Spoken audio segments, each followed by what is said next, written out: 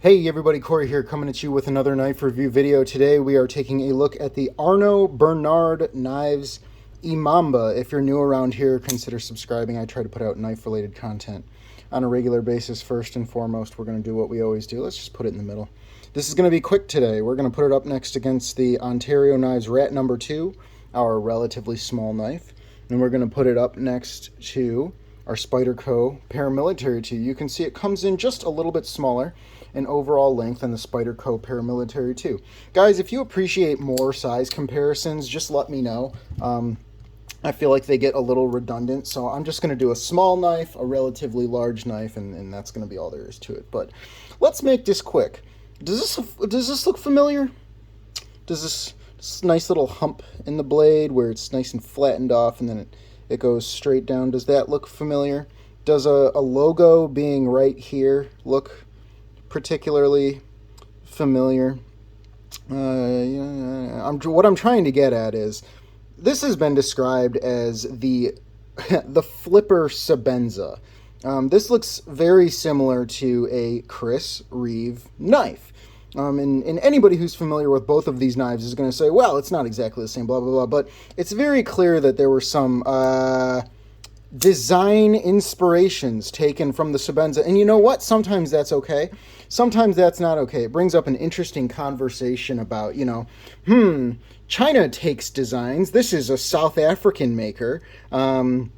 Is it suddenly okay if a South African maker is clearly inspired by something else? And guys, this is the last thing I'll say about this, and then I'll drop it. Don't say that it doesn't resemble a Sebenza at all.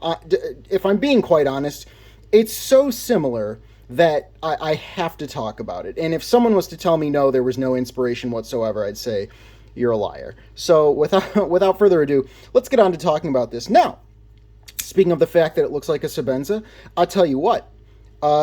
It does look like a Sebenza. As a matter of fact, it's a Sebenza if I would have actually enjoyed my Sebenza. I did sell my Sebenza, that's why it's not here for comparison, but one of the issues my Sebenza had was that I could touch the blade through the back. Absolutely can't do that here.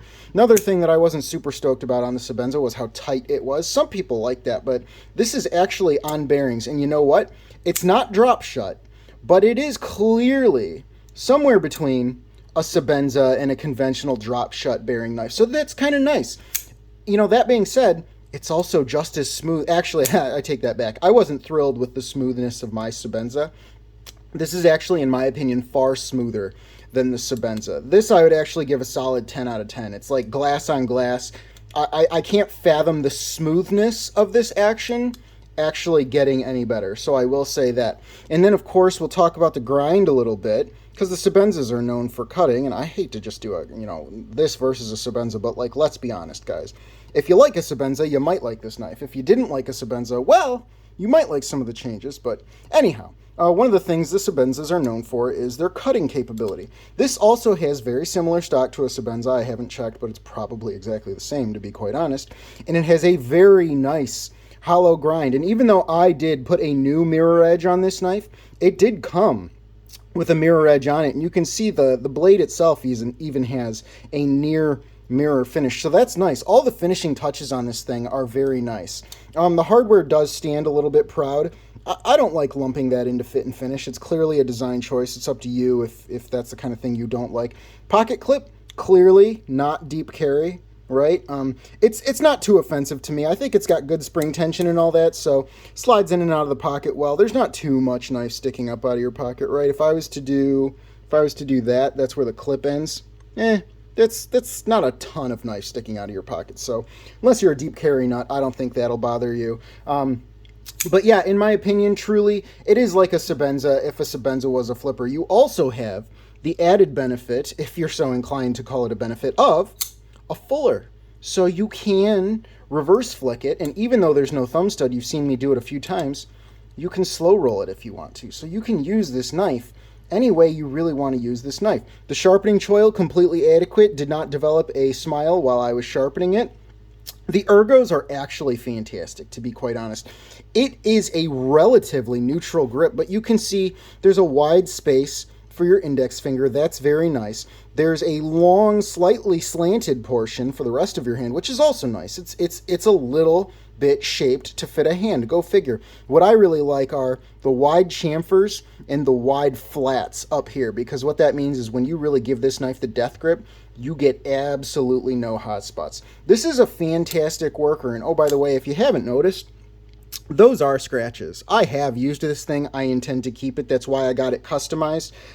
You won't be able to find one just like this straight from them. I sent this in to get some custom work done, but I absolutely love this knife. If you haven't picked up on it yet, it should be obvious because I do put it in the same category as a Sebenza, except I'm actually going to keep this one, so that should tell you a lot about how I feel.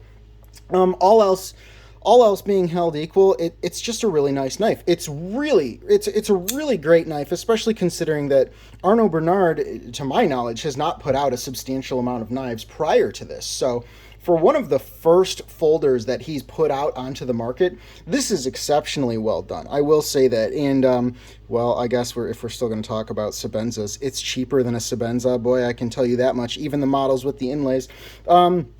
The non-inlay models are going to run you around, I believe, $375, and the inlay models are going to run you closer to about $500. Just depends on where you get it. I would also recommend checking the secondary. I got this one for a deal on the secondary because the guy who had it before me used it, and I said, well, I plan on using it anyway. So, but really, you know, guys, fit and finish, no blade play, no lock rock, dead center. The pivot doesn't come loose when you fidget with it. I've had no issues cutting with it.